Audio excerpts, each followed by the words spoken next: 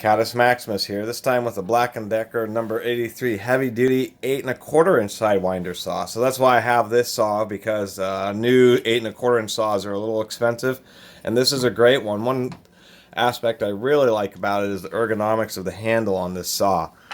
They're really just about perfect, to tell you the truth. I don't know how you could really improve. Has just the right amount of flatness as well as broad curved chamfers, and it just feels great in the hand. There isn't any sharp pinch points. This kind of saw feels like something you could truly push all day.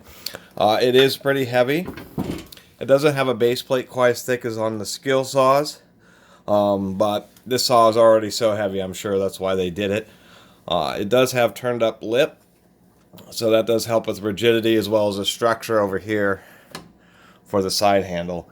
I really like the side handle placement on this. It's off to the left. It's really much more ergonomic. Many are up here. This, you really have a lot of attitude control.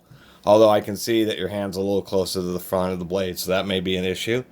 It's 12 amps at 4,500 RPM, so it has a good amount of torque. It's really just fine.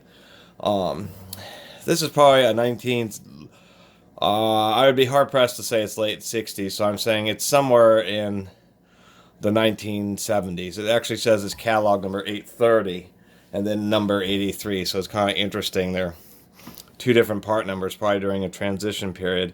This does have the serif font, which will help give away its age. Made in the infamous Townsend, Maryland factory. It has a very heavy-duty motor with the proper dipped and wrapped field, and a very heavy-duty armature with. It's always so hard to see inside here, but there's some huge vents. I don't think you can really see anything.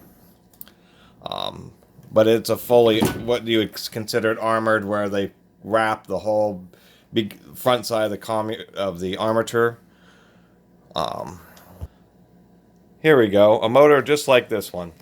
That's what it has inside this saw. As well as that heavy-duty drill I just showed you. There are quite a few tools. The vintage, really nice ones. They did this where they wrapped some kind of like cotton string or something and then dipped it in a heavy, thick epoxy or whatever, the resin that they dipped them in. I think it's called lacquer, now I remember. But where they solder or weld the contacts, there's no exposed wires, so very heavy-duty. There's a incredible abrasion resistance. Why is this not focusing? There we go. So that's about all there is to this saw. It does have a nice little hook for the guard. You gotta oil and clean out the guard every once in a while. Otherwise, it's just a great saw. So if you see one of these, actually, I recommend picking it up, because it'd be competitive with any modern day product. And having some weight is kind of nice on a bigger saw.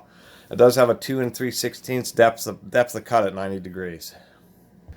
We'll give her a quick run. It really is a smooth saw.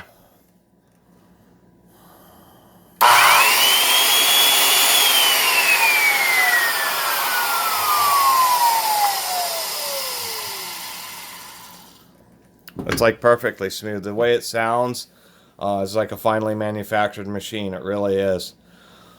So thanks for watching. Please subscribe. Catus Maximus out.